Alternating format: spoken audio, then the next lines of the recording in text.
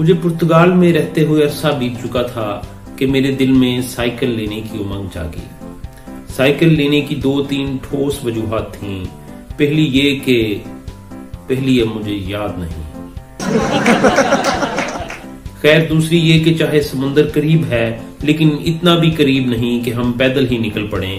تیسری یہ کہ سائیکل آپ سے کوئی مانگتا نہیں کیونکہ یہ ہمارے ڈلوائے ہوئے پیٹرول سے نہیں، آپ کے اپنے پاؤں سے چلتا ہے۔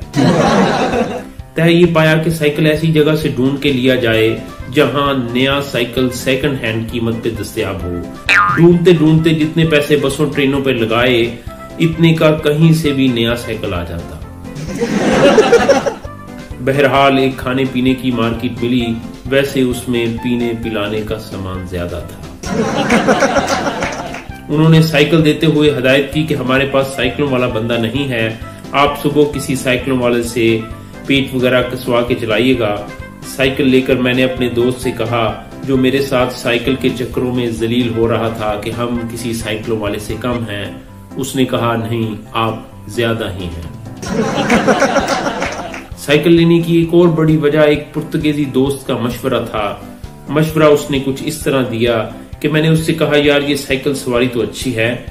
کہنے لگا ہاں بالکل صحیح فرمایا۔ میں نے کہا پر سب سے بڑی قیامت یہ ہے کہ اس پر زیادہ دور نہیں جایا جا سکتا۔ جواب آیا یہ تمہاری بات بالکل درست ہے۔ میں نے کہا کہ کار ایک مفید سواری ہے۔ سوچ کر کہنے لگا کہ ہاں کار بہت مفید سواری ہے۔